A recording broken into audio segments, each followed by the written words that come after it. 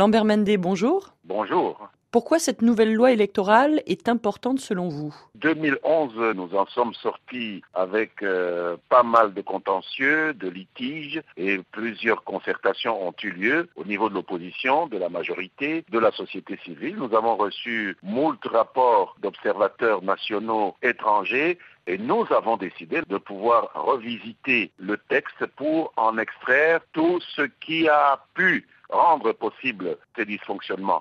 Nous sommes assez surpris de voir que maintenant, une partie de l'opposition s'y oppose. Mais pourquoi vouloir conditionner la tenue des scrutins à venir, et notamment de la présidentielle, au résultat du recensement? C'est ce qui avait été demandé par l'opposition d'abord, nous n'avons fait que les rejoindre, et qui est fait dans le monde entier, puisque moi je ne connais pas de pays où on peut aller dans des élections législatives sans avoir au préalable dénombré la population pour pouvoir répartir les sièges des représentants au prorata du nombre de la population. C'est ça l'équité électorale. Selon les estimations qui circulent au sein de la communauté internationale, ce recensement prendra au minimum 20 mois. Est-ce que vous pensez tenir la présidentielle dans les délais impartis par la Constitution? C'est l'effort que nous faisons. Au jour où nous parlons, ce n'est pas dans 20 mois que l'élection doit se tenir, c'est dans plus de 20 mois.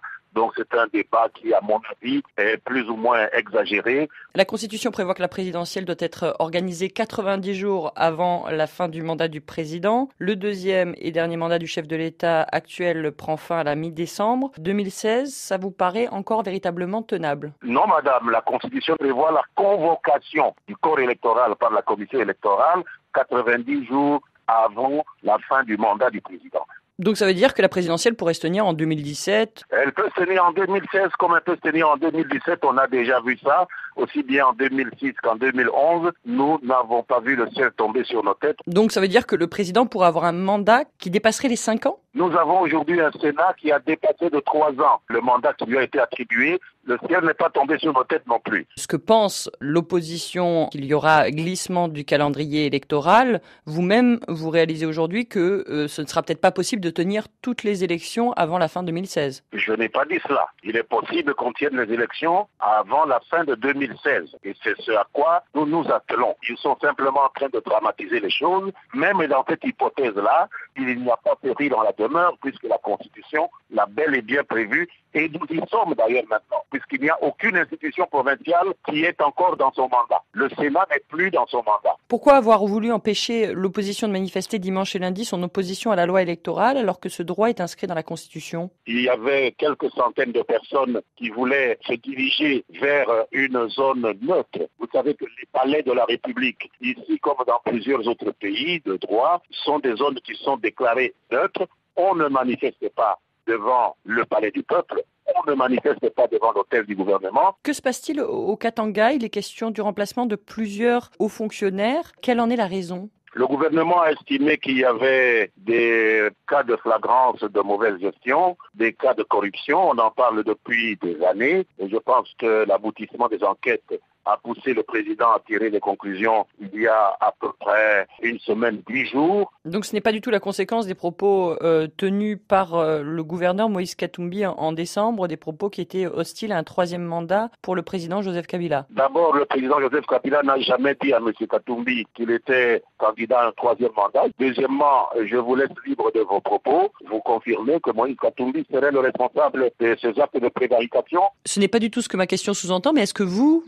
accusez ou vous soupçonnez le gouverneur Moïse Katumbi d'être à la tête de ce réseau de corruption que vous dénoncez? Mais il y a des enquêtes qui sont en cours. Nous ne pouvons pas dire que tel est coupable ou qu'il ne l'est pas. Il faut attendre. En 2013, la Commission africaine des droits de l'homme et des peuples avait donné 180 jours à la RDC pour la notifier de la mise en œuvre de ses recommandations, dont la plus importante était celle de libérer la quarantaine de personnes toujours détenues après avoir été condamnées en 2003 pour l'assassinat de Laurent-Désiré Kabila. 14 mois plus tard, pourquoi ne s'est-il encore rien passé? Parce que nous n'avons aucune instance au-dessus de la République démocratique du Congo. Nous ne sommes pas sous tutelle de l'institution dont vous parlez. Nous sommes un pays indépendant. Je pense que notre justice est la seule qui puisse prendre des décisions de cette nature-là. Nous sommes très jaloux de notre autonomie. C'est aussi la raison pour laquelle le gouvernement congolais n'avait jamais répondu aux demandes de requête d'information de la Commission africaine des droits de l'homme et des peuples. C'est parce que vous ne reconnaissez pas cette institution ? Non, nous la reconnaissons, mais nous abhorrons les injonctions de nos partenaires, même s'ils sont de la communauté internationale. Des conseils, nous acceptons, mais nous ne sommes plus à l'heure des injonctions. Est-ce que c'est la raison pour laquelle les opérations contre les FDLR n'ont pas commencé, malgré les injonctions du Conseil de sécurité des Nations Unies ? Les opérations contre les FDLR ont été décidées par nous. Je peux vous rassurer qu'à ce niveau, nous sommes sur la même longueur d'onde que le Conseil de sécurité, mais nous ne communiquerons pas sur le moment. Elles auront lieu en 2015, ces opérations. Elles auront lieu peut-être au moment où nous parlons, peut-être dans une semaine. Le choix est laissé à nos experts des forces de défense et de sécurité. Lambert Mandé, merci. C'est moi qui vous remercie.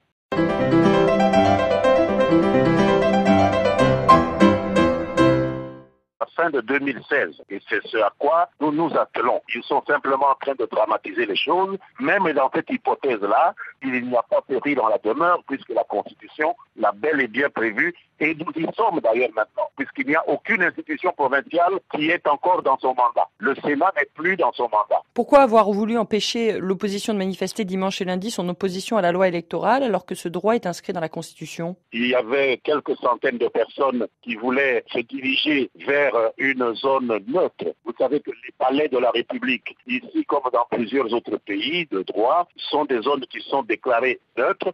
On ne manifeste pas devant le palais du peuple. On ne manifeste pas devant l'hôtel du gouvernement. Que se passe-t-il au Katanga ? Il est question du remplacement de plusieurs hauts fonctionnaires. Quelle en est la raison ? Prend fin à la mi-décembre 2016. Ça vous paraît encore véritablement tenable ? Non, madame. La Constitution prévoit la convocation du corps électoral par la commission électorale 90 jours avant la fin du mandat du président.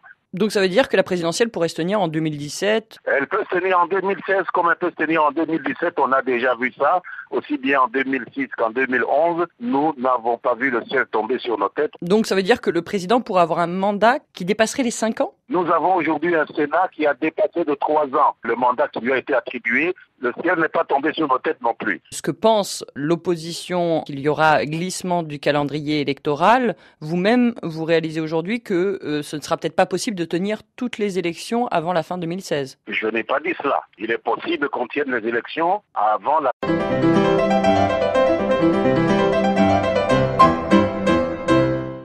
Lambert Mandé, bonjour. Bonjour. Pourquoi cette nouvelle loi électorale est importante selon vous ? 2011, nous en sommes sortis avec pas mal de contentieux, de litiges, et plusieurs concertations ont eu lieu au niveau de l'opposition, de la majorité, de la société civile. Nous avons reçu moult rapports d'observateurs nationaux étrangers, et nous avons décidé de pouvoir revisiter le texte pour en extraire tout ce qui a pu rendre possible ces dysfonctionnements.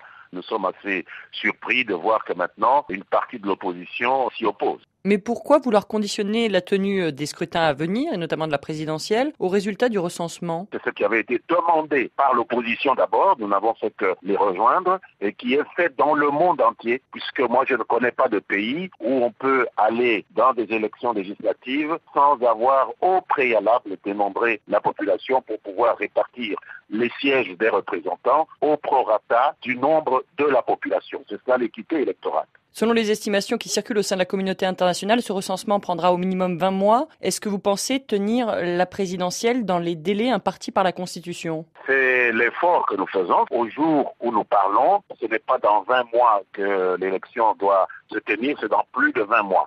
Donc c'est un débat qui, à mon avis, est plus ou moins exagéré. La Constitution prévoit que la présidentielle doit être organisée 90 jours avant la fin du mandat du président. Le deuxième et dernier mandat du chef de l'État actuel. Le gouvernement a estimé qu'il y avait des cas de flagrance de mauvaise gestion, des cas de corruption. On en parle depuis des années. Et je pense que l'aboutissement des enquêtes a poussé le président à tirer des conclusions il y a à peu près une semaine, 10 jours. Donc ce n'est pas du tout la conséquence des propos tenus par le gouverneur Moïse Katumbi en décembre, des propos qui étaient hostiles à un troisième mandat pour le président Joseph Kabila. D'abord, le président Joseph Kabila n'a jamais dit à M. Katumbi qu'il était candidat à un troisième mandat. Deuxièmement, je vous laisse libre de vos propos. Vous confirmez que Moïse Katumbi serait le responsable de ces actes de prévarication? Ce n'est pas du tout ce que ma question sous-entend, mais est-ce que vous vous accusez ou vous soupçonnez le gouverneur Moïse Katumbi d'être à la tête de ce réseau de corruption que vous dénoncez? Mais il y a des enquêtes qui sont en